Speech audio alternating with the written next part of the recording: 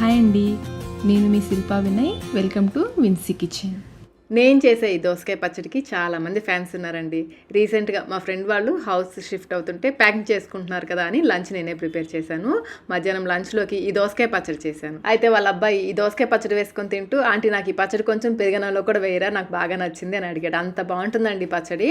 ఈ దోసకాయ పచ్చడి అన్నంలోకే కాదు, చపాతీలో కూడా చాలా బాగుంటుంది. మరి ఇంకెందుకు ఆలస్యం, ఈ కమ్మనైనా దోసకాయ రోటి పచ్చడి ఎలా తయారు చేసుకోవాలో చూసేద్దాం రండి.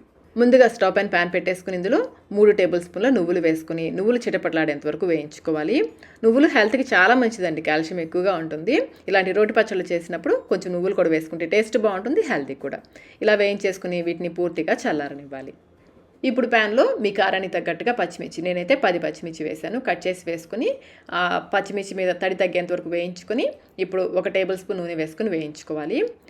నూనెలో మీరు డైరెక్ట్గా పచ్చిమిర్చి వేసేసారనుకోండి బాగా చిటపట్లాడుతుంది. అందుకని నేను ముందు పచ్చిమిర్చి కొంచెం వేయించుకుని తర్వాత నూనె వేసి వేయిస్తాను.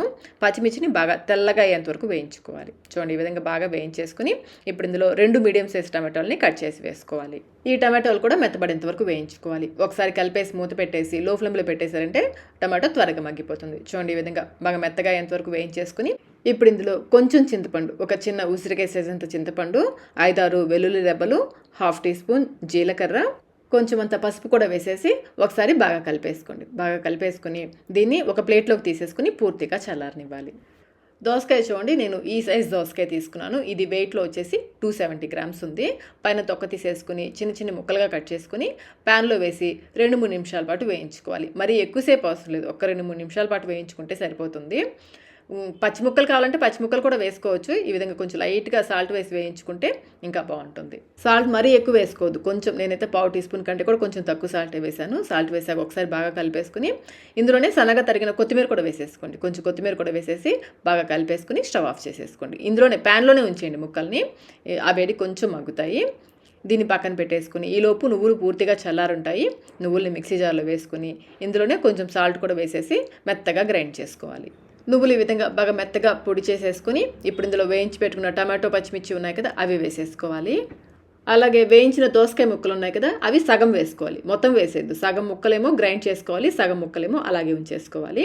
బాగా మెత్తగా గ్రైండ్ చేసేసుకుని ఈ మిగిలిన ముక్కలు ఉన్నాయి కదా అందులోకి వేసేసుకోవాలి. ఇంకా ఇందులో చిన్నగా కట్ చేసిన పచ్చి ఉల్లిపాయ ముక్కలు వేసుకుంటే కూడా చాలా బాగుంటుంది. మీరు వద్దనుకుంటే స్కిప్ చేసేయచ్చు, వేస్తే కనుక చాలా బాగుంటుంది. ఒకసారి బాగా కలిపేసుకుని టేస్ట్ చెక్ చేసి సాల్ట్ ఏమైనా తగ్గితే వేసి కలుపుకోవచ్చు. ఇంకా మీకు ఆయిల్ ఎక్కువ వద్దు, తక్కువ ఆయిల్తో తినాలి అనుకుంటే పచ్చడిని ఇలాగే తినేయచ్చు, పోపు లేకుండా. కొంచెం నెయ్యి వేసుకుని తింటే బాగుంటుంది. లేదు పోపు వేసుకోవాలనుకుంటే ప్యాన్లో 2 టేబుల్ స్పూన్ నూనె వేసి నూనె కాగిన తర్వాత కొన్ని పోపు గింజలు, ఆవాలు, జీలకర్ర, పచ్చెనపప్పు, మినపప్పు వేసుకుని వేయించుకోవాలి. అన్నీ కూడా కొంచెం కొంచెం వేసుకోండి, ఎక్కువ అవసరం లేదు. ఇవి బాగా వేగిన తర్వాత 1 లేదా 2 ఎండుమిర్చి తుంపి వేసేసుకోండి. అలాగే 2-3 రెమ్మల కరివేపాకు, కొంచెం ఇంగువ వేసేసుకుని స్టవ్ ఆఫ్ చేసేసుకోండి. ఆ వేడికి వేగిపోతాయి. ఒకసారి బాగా కలిపేసుకుని గ్రైండ్ చేసుకున్న పచ్చడి వేసేసుకోవాలి. ఈ పోపులో పచ్చడి అంతా కూడా బాగా కలిసేలాగా కలిపేసుకుంటే దోసకాయ నువ్వుల పచ్చడి రెడీ అయిపోతుంది. టేస్ట్ అయితే చాలా చాలా బాగుంటుందండి. మధ్య మధ్యలో ఆ దోసకాయ ముక్కలు ఇంకా ఉల్లిపాయ ముక్కలు కూడా వేసాం కదా, అవి తగులుతుంటే పచ్చడి టేస్ట్ అయితే అద్దరిపోతుంది. మరి ఇంకెందుకు ఆలస్యం, ఈ దోసకాయ నువ్వుల పచ్చడి మీరు కూడా ఒకసారి తప్పకుండా ట్రై చేయండి. ట్రై చేసి మీకు టేస్ట్ ఎలా అనిపించిందో మాకు కమెంట్ రూపంలో తెలియచేయండి. వీడియో నచ్చినట్లయితే లైక్ చేయండి, మీ ఫ్రెండ్స్కి, ఫ్యామిలీ మెంబర్స్కి షేర్ చేయండి. ఇలాంటి మరిన్ని రెసిపీస్ కోసం మన ఛానల్ని సబ్స్క్రైబ్ కూడా చేసుకోండి. Thank you.